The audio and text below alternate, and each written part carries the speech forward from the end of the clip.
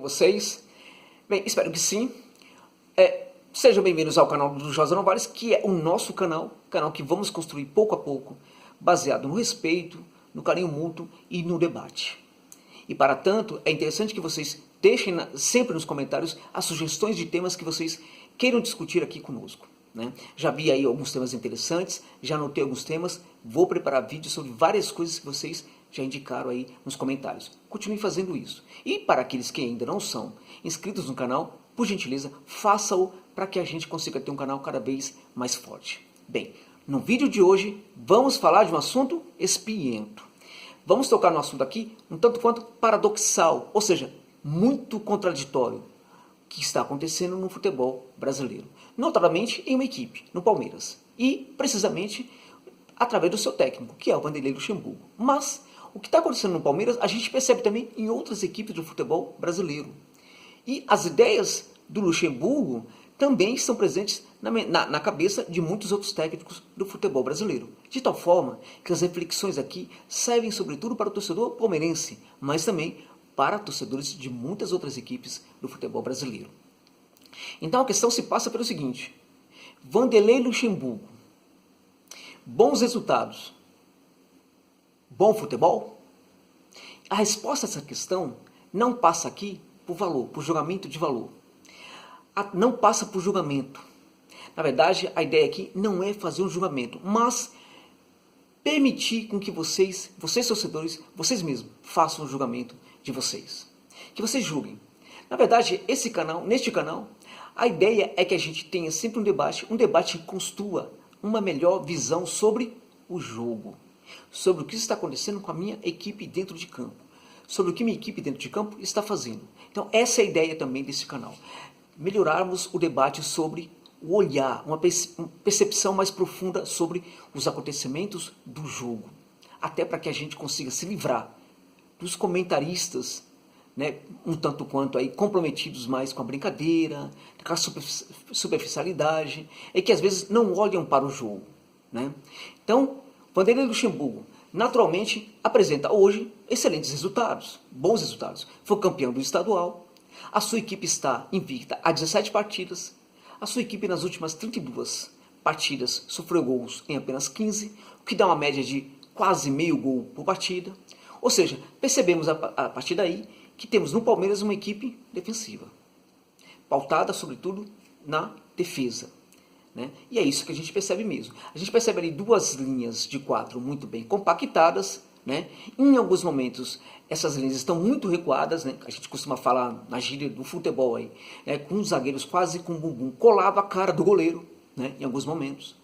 Agora, não apenas a defesa do Palmeiras é muito boa por causa do sistema em si, né? Da compactação e tudo mais, mas também porque algumas individualidades do setor são muito boas. Caso, por exemplo, do Gustavo Gomes. Mesmo quando o sistema não está funcionando bem, raramente nesses casos o Gustavo Gomes costuma falhar. Então é natural, né? A gente tem que elucidar, temos que falar aqui, temos que destacar aqui que do ponto de vista defensivo o Palmeiras hoje é uma equipe muito interessante, certo? Ok, então vamos ver um pouco os números. Olha, quando a gente analisar o jogo, a gente tem que pensar mais ou menos, pelo menos em quatro critérios. Um deles, posse de bola. O segundo, troca de passes. O terceiro, precisão na troca de passes. 4, as finalizações. Esses 4 a gente pode até inverter, não tem uma ordem especial. Pode ser finalização, tal, enfim, importante, esses 4. Quando uma equipe ela tá muito bem no campeonato, tá muito bem no torneio que disputa, tá ganhando tudo, tá na liderança, enfim. Quando esse tipo de coisa acontece, em geral, a maioria dessas equipes consegue apresentar números positivos nesses 4 critérios diante de quase todos os seus adversários. Pode ser que em um outro jogo, uma equipe consiga, por exemplo, ter uma posse de bola igual, né? Ou com um pouquinho, 2% a menos, né? Mas nos outros 3 critérios, os critérios vão ser positivos em relação a quase todos os seus rivais. Por exemplo, é o que a gente vê no Manchester City, é o que a gente vê em equipes grandes como o Barcelona, o clássico Barcelona do Guardiola e outros, como a gente vê no Leeds, como a gente vê em boas outras equipes pelo futebol mundial. e como a gente vê também aqui, hoje, atualmente, no futebol brasileiro. Então vejamos, do ponto de vista da troca de passes, do ponto de vista da posse de bola, o Palmeiras conseguiu ficar abaixo na posse de bola em relação ao Fluminense. O Fluminense, o Odair, que é um técnico conhecido pela retranca, gostemos ou não, retranca. O Palmeiras conseguiu ter menos posse de bola do que a equipe do Odair. Em termos de precisão de passe, o Palmeiras conseguiu ter 75% contra o Sport, 73% contra o Inter. E só teve um outro jogo, parece-me que apenas contra o Bahia, né, que o Palmeiras conseguiu todos os critérios positivos. Desses 4 critérios, parece-me que foi o único, parece-me não, tenho quase certeza, foi o único jogo em que o Palmeiras conseguiu ter superioridade, ter números melhores que o seu adversário nos 4 critérios. Então, dificilmente o Palmeiras consegue ter vantagem em 2, por exemplo. Só para termos uma ideia, o Inter do Cudê, nos últimos 12 jogos, ele só perdeu nesses critérios para o Atlético Mineiro. Só. Dos outros 11 jogos, o Cudê teve números positivos em relação a todos os seus adversários. Nos 4 critérios, na maioria dos jogos, parece-me que apenas em um que ele consegue empatar na posse de bola. Mas em todos os outros, ele consegue ter superioridade. Apenas em relação ao Galo, que é o líder do campeonato, é que o Inter do Cudê não conseguiu melhores números. Bem, o Atlético Mineiro, por seu lado, também conseguiu números excelentes e apenas ficou atrás do Flamengo, de uma equipe que é o Flamengo, do Domenech Torrent, apenas do Flamengo, aí no caso até, curiosamente, nos quatro critérios. Curiosamente, o Atlético Mineiro teve uma posse menor, apenas em um caso, contra, curiosamente, né, o Atlético Goianiense, né, o Dragão de Goiás, que está jogando uma bola interessante aí ultimamente. Porém, foi só nesse critério, que nos outros 3 o Galo conseguiu ser superior. O Palmeiras sofre para conseguir ter ser superior aos seus adversários em 2 desses critérios. Em geral, o Palmeiras vai mal em quase todos eles, né? Consegue vantagem em um ou outro tal, mas em geral fica atrás dos seus adversários em quase todos os critérios. Ora, isso definitivamente demonstra o seguinte: o Vanderlei Luxemburgo hoje é um técnico defensivista e o seu Palmeiras é uma equipe defensiva. Então, aquele técnico, Vanderlei Luxemburgo, que foi revolucionário, não tanto pelo que ele fez no Palmeiras, mas no passado, mas pelo que fez no Bragantino, aquele técnico que falava que respeitar o rival era fazer gols, né, tá vencendo de 4, fazer 5, fazer 6, aquele técnico definitivamente não existe mais. O que temos hoje é um técnico cujas ideias o torna semelhante ao Odair Helma, ao Jair Ventura, ao Guto Ferreira e, de certa forma, até mesmo ao Carille. Então, esse Palmeiras do Luxemburgo, através desses números, não tem como não dizer que esse Palmeiras é uma equipe defensivista. E é. Então, o que acontece? Como é que o Palmeiras consegue construir os seus resultados positivos? Bem, isso ocorre através das individualidades, e no Palmeiras há muitas boas individualidades. Quando uma ou outra consegue se destacar bastante, o Palmeiras consegue ter bons resultados. Mas isso ocorre sobretudo, principalmente, né, o Palmeiras consegue bons resultados principalmente quando as transições ofensivas funcionam muito bem. Quando elas funcionam muito bem, o Palmeiras consegue bons resultados. Quando elas não funcionam, o Palmeiras não consegue bons resultados. Curiosamente, não consegue vencer, mas muitas vezes também não consegue perder. Também não perde. O Palmeiras, inclusive, é uma das equipes que mais empata no Brasil, né?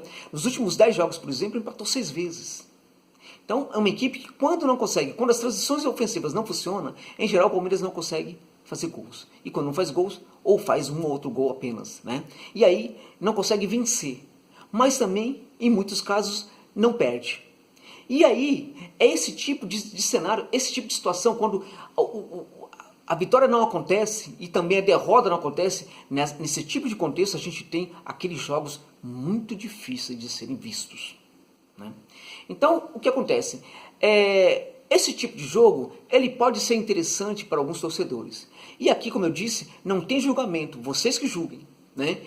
Mas é muito interessante percebermos o seguinte, e aí vale lembrar, né, já entrar nesse ponto, que É muito louvável no Luxemburgo a promoção de garotos na base que ele está fazendo no Palmeiras. Muito interessante, porque o Palmeiras tem uma canteira fantástica e estava demorando para que esses garotos aparecessem. Né? Então o Luxemburgo está promovendo muitos garotos. De certa forma, até porque parece que ele manifesta um certo desencanto com alguns jogadores que deveriam estar apresentando um futebol muito melhor e que não estão apresentando um futebol sequer razoável. Né? Mas a promoção dos garotos feita pelo Luxemburgo é algo muito louvável. Contudo, mesmo nesses casos, a gente percebe que as coisas poderiam ser muito melhor. Porque veja, quando o Luxemburgo tem um modelo baseado sobretudo em transições rápidas para o contra-ataque, para o ataque, né? Transições ofensivas o mais breve possíveis, para chegar o mais rápido possível à área do rival, né? Quando o Vanderlei Luxemburgo constrói esse tipo de proposta, é claro que ele subaproveita alguns jogadores. Então, se a gente pensar o jogo que pratica o Patrick de Paula, o jogo construtor, né, de características construtoras do Patrick de Paula, jogador que é capaz, por exemplo, de pegar a bola ali no meio de campo, fazer um lançamento médio, um lançamento longo, a gente não tem visto muito isso. É um jogador que se destacou na Taça das Favelas, fazendo esse tipo de jogo, fazendo passe, fazendo lançamento, enfim. É um jogador que consegue, inclusive, arrancar, progredir para o campo de ataque, caminhando com a bola, carregando a bola, soltando a bola, conduzindo-a, carregando-a até a proximidade da área, fazendo um passe, fazendo assistência. Um jogador que tem todo esse potencial. Quando a gente fala do jogo baseado na transição ofensiva, esse tipo de jogador ele perde bastante aproveitamento na equipe. O jogo dele fica limitado a poucas ações dentro de campo. A gente pode falar o mesmo do Gabriel Menino, que é um volante que pode ser 8, pode ser 5, pode ser um box-to-box, pode chegar aquele tipo que chega na área e volta com facilidade. Né? Então, esse jogador, muitas vezes, ele tem o trabalho dele muito limitado por essa proposta de jogo também. Né? O Gabriel Veron, que é uma potência, é um jogador em função da sua velocidade, da sua capacidade de percorrer o lado do campo, né? Percorrer com qualidade, conduzindo a bola com qualidade e em velocidade. Esse jogador, por exemplo, né, ele está muito bem, serve muito bem para esse jogo. Né? Mas é um jogador também que poderia entrar um pouco mais em diagonal, que tem capacidade, por exemplo, de acelerar o jogo a partir, né, de uma posição mais centralizada. É um jogador com muito potencial, para mim, o melhor jogador do Palmeiras hoje. O melhor entre todos, entre veteranos, não veteranos, jogadores jovens. Para mim, o Gabriel Veron é o melhor jogador desse elenco do Palmeiras.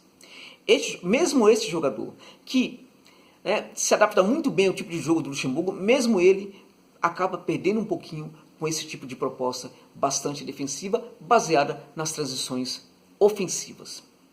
Bom, há outros jogadores jovens, né? Danilo, por exemplo, né? Que também perde um pouco, porque o Danilo ele é um jogador que poderia pentear um pouco melhor a bola, no sentido também da construção, e olhar para o jogo, olhar para o deslocamento dos seus colegas dentro de campo, né? Vendo os espaços que os seus companheiros, né, ocupam em alguns momentos do jogo, né? Poderia soltar uma bola ali para esses jogadores. Esse trabalho está muito limitado também para o Danilo. Ou seja, fica bastante complicado para esses jogadores jovens, né, apresentar um futebol melhor em função do tipo de jogo que o Palmeiras está praticando. Ou seja, você pode gostar do jogo, mas é interessante notar, perceber esse tipo de coisa. É interessante que você entenda um pouco mais esse tipo de situação. Que alguns jogadores interessantes, jogadores do Palmeiras, não estão conseguindo jogar tão bem como poderia em função também desse modelo de jogo. Então, a gente tem, por exemplo, por que o jogo do Palmeiras cansa? O jogo do Palmeiras cansa por quê? Porque quando ele não consegue fazer o gol rápido, quando as transições ofensivas não acontecem e quando também uma individualidade não aparece, né? Mas sobretudo quando as transições ofensivas não acontecem, não se transformam em gols, né? Então o jogo tende a ficar um pouco, digamos assim, chato. O meu olhar é o tipo de olhar que vê beleza no futebol até nos piores jogos possíveis, mas eu trabalho com isso, é diferente, né? Então o jogo tende a ser um pouco chato mesmo, aquele jogo que dificilmente acaba, sabe? Que não quer acabar nunca. Então esse tipo de jogo geralmente se apresenta aos nossos olhos quando as transições ofensivas do Palmeiras não acontecem. Por quê? Porque o Palmeiras nem mata nem morre, né? Nem faz o gol para vencer muitas vezes, nem permite que o rival faça gols, né? Então veja, a proposta defensiva ela pode ser também melhor trabalhada. Se é para ser assim, tudo bem, desde que ela consiga ser um pouco mais trabalhada. Então, eu convido a vocês a pensarem um pouco mais nesses 4 critérios. Posse de bola, como é que essa posse é feita, né? Troca de passes, precisão de passes e finalizações.